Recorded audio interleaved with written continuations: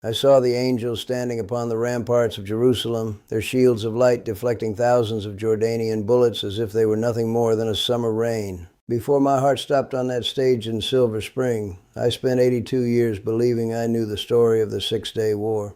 I was there in 1967, one of the first soldiers to touch the Western Wall, but Jesus took me back and showed me I was blind to the most important part. He looked me in the eyes and said, "George, you fought, but it was my hand that opened the gates." I have seen the prophetic clock, and it is ticking faster than anyone dares to admit today. To understand the weight of what Jesus showed me, I must tell you how a man of facts ended up on the other side of the veil. My name is George Kaufman, an 82-year-old veteran and a retired professor of Jewish studies. I have spent my life buried in ancient texts, but no textbook prepared me for the moment an aneurysm exploded like a gunshot inside my skull. I felt my knees hit the hardwood, and for exactly 10 minutes I was clinically dead. I watched from above as doctors fought to restart my heart, but I was already stepping into a blinding clarity where time ceased to exist, standing face to face with the man who holds the keys to history. What I saw next about the global betrayal currently forming against Israel will change the way you watch the news forever. Jesus showed me a future map where nations we call allies will suddenly turn their backs, leading to a siege that will force the sky to rip open. The countdown that began in 1967 has entered its final urgent phase, and the world is not prepared for what is coming. Before I describe the moment his feet touched the Mount of Olives, I want to ask, do you see the signs of this shifting world in your own life? Please share your perspective in the comments below. This message is the only warning many will receive before the clock strikes 12. I have spent 82 years walking the thin line between ancient prophecy and modern warfare. My name is George Kaufman, and my journey began in the dust of Tel Aviv in 1944, a child born into the shadow of the Holocaust. When I was 19, I left my comfortable life in America to serve as a Mahal volunteer, a foreign soldier fighting for the survival of my people in the sweltering heat of June 1967. I eventually became a man of cold facts, teaching Jewish studies as a professor and always searching for the logical reason behind Israel's miraculous survival. I lived for the tangible, the stones of the wall and the dates in the books, until the moment the logic of this world simply snapped. I was standing at a podium in a community center in Silver Spring, Maryland, lecturing on the strategic miracle of the Lion's Gate. Right as I was explaining how we breached the old city, a sound like a sharp gunshot exploded inside my skull. It wasn't a dull ache, it was the violent rupture of a cerebral aneurysm. I felt my vision splinter into 1,000 shards of gray glass. My legs, which had carried me through the Sinai desert, suddenly turned to water. I heard the frantic scrape of chairs and a collective gasp from the audience as I felt the hardwood stage rush up to meet me. Yet I felt no pain upon impact, only a strange and heavy silence. The separation was not a fade to black, but a sudden crystalline snap. I found myself hovering near the ceiling, looking down at an old man in a tweed jacket slumped over a mahogany podium. It took me a few seconds to realize that the man was me. I watched with a peculiar detachment as a doctor from the front row rushed forward, his face pale with urgency, beginning the rhythmic pressure of CPR on my chest. Someone was shouting for an ambulance, and the air was thick with panic, but I felt an incredible lightness as if the weight of 82 years of gravity had been lifted. They would later tell me I was clinically dead for exactly 10 minutes. The familiar walls of the community center began to dissolve like smoke in a heavy wind. The sounds of the medical machines and the voices of the living grew faint, sounding like they were being transmitted from the bottom of a deep, dark well. I felt a sudden, irresistible tugging at the center of my being, a force that had absolutely nothing to do with physical gravity. The hospital room vanished, replaced by an overwhelming sensation of rising. I wasn't falling into a void of darkness. I was being pulled toward a golden light so intense it felt like a physical weight. I left the professor and the soldier behind on that stage, heading toward a destination no map could record. The tugging at my soul intensified, pulling me away from the frantic scene in Silver Spring until the sounds of the sirens became nothing but a distant memory. I didn't pass through a dark tunnel. Instead, I felt like I was stepping out of a cramped, dark room into the midday sun. The transition was instantaneous. Suddenly, the agonizing pressure in my skull, that violent internal explosion, was gone, replaced by a warmth that felt like it had its own heartbeat. I was standing in a place of blinding, golden clarity, where the air itself seemed to breathe with a peace I can't describe using human words. Then I saw him.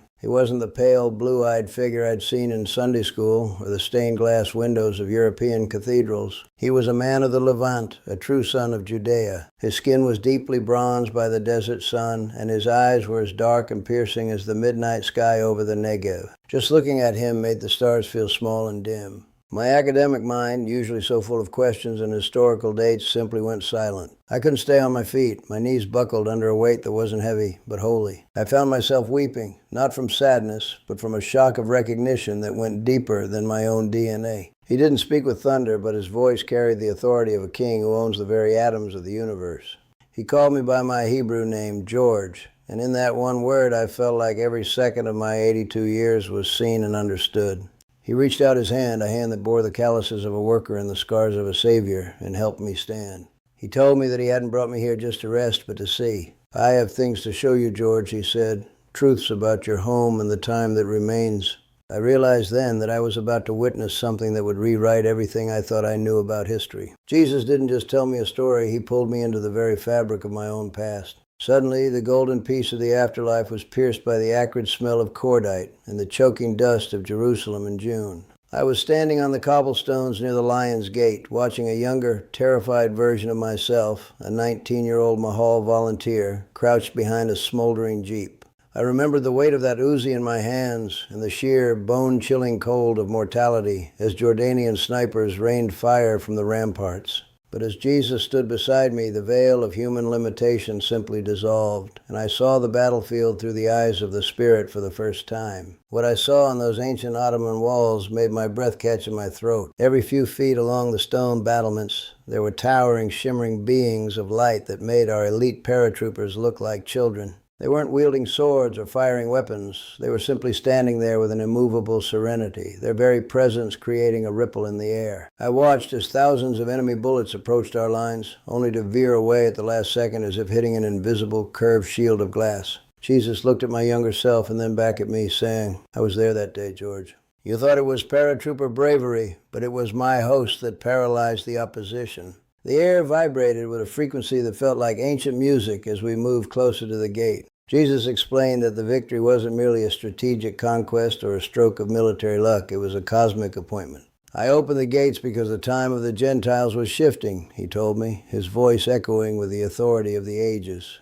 He showed me that the reunification of the city was a legal reclaiming of the footstool of his throne, a moment preordained before the foundations of the world. The military maps showed troop movements, but the spiritual map showed the hand of God physically prying open the mouth of a city that had been closed to his people. As the gates groaned open in the vision, I heard the words of the psalm we had recited for centuries suddenly roar to life in the atmosphere.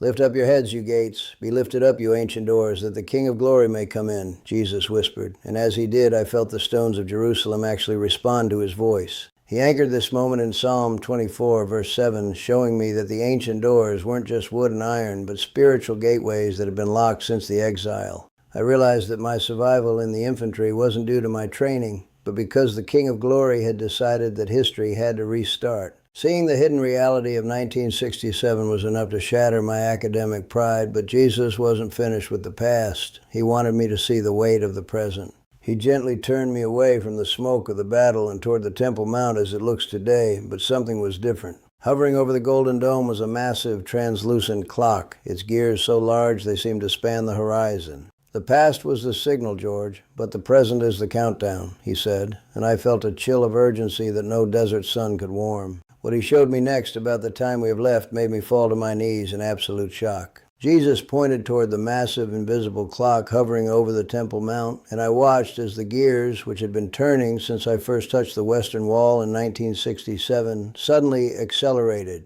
He showed me that the reunification of Jerusalem wasn't just a historical footnote or a military achievement. It was the firing of a starting pistol for the final generation of mankind. I saw the city as it looks today, bustling with modern life and tourists, but overlaid with a spiritual urgency that made the very air vibrate with tension. Jesus looked at the modern skyscrapers and the ancient limestone, showing me how every diplomatic move is being measured against a divine schedule. I looked at the spinning gears of that prophetic clock and then back at him, my voice trembling as I asked a question that had burned in my soul for decades. "Lord, how much time is truly left for my people?"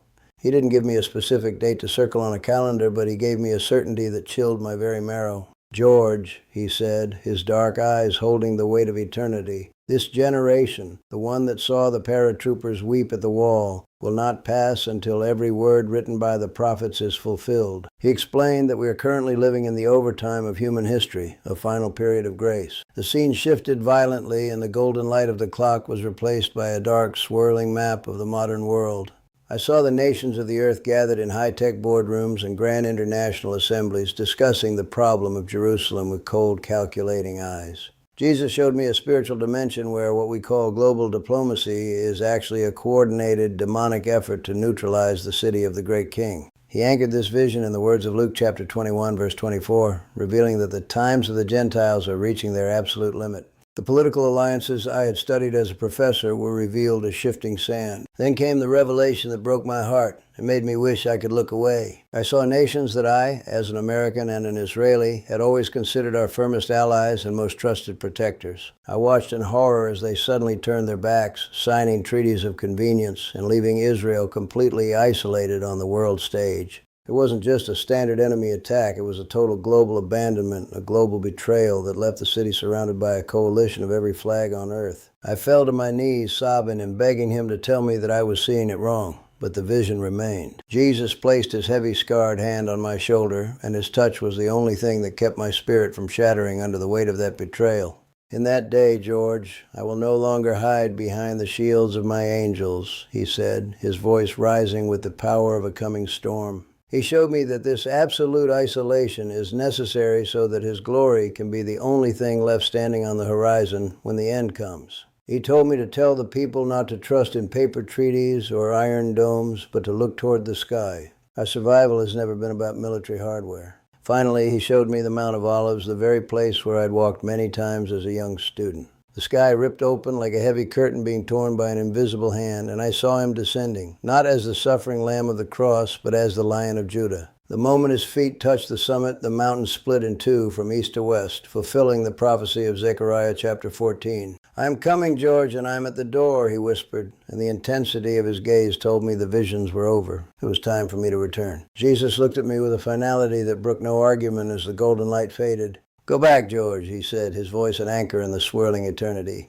"Tell them the clock is at the midnight hour. Tell them I am not a character in history books, but the king at the door." I didn't want to leave that warmth for the cold ache of 82-year-old bones. I pleaded to stay, but he whispered, "Your mission is not finished." Suddenly the light snapped. I was slammed into my body with a crushing weight of agony. The sterile smell of the ambulance replaced heaven's peace. My heart kicked again, and a paramedic shouted, "We have a pulse!" I am sitting here today because that 10-minute journey through the veil was never meant to be my secret alone. I've spent a lifetime studying the dust of the past, but I'm telling you now as a man who has stood on the threshold of the future. Everything I saw, the angelic shields over the walls of 1967, the ticking gears of the prophetic clock, and the coming global betrayal, is as real as the ground beneath your feet. It took me months of prayer before I found strength to share this testimony, but the urgency Jesus placed in my spirit outweighed my fear. The promise of history is converging on Jerusalem, and the countdown is reaching its final conclusion. If you feel a sense of dread when you watch news or a deep confusion about the chaos in the world, Jesus wanted me to bring this message specifically to you. He knows fear that grips your heart when allies turn their backs and the future looks like a gathering storm. His practical guidance is simple yet profound. Do not anchor your hope in political treaties, military iron domes, or shifting sands of human diplomacy. Look toward the Eastern Gate. He told me that his people are never truly alone, even when the rest of the world walks away. If you are doubting your faith, remember shimmering beings I saw on the ramparts. The king is still sovereign. I have fulfilled my mission by telling you what I saw, and now the choice belongs to you. If this revelation of the midnight hour stirred your spirit, please subscribe and activate the notifications so you don't miss the next part of this journey. Give this video a like if you believe the king is at the door, and share it with someone lost in fear. I want to hear from you in the comments. Do you see signs of the prophetic clock in the events of today? This is a final call from the one whose feet are about to touch the Mount of Olives. The gates are open, and the king is coming for those who are watching.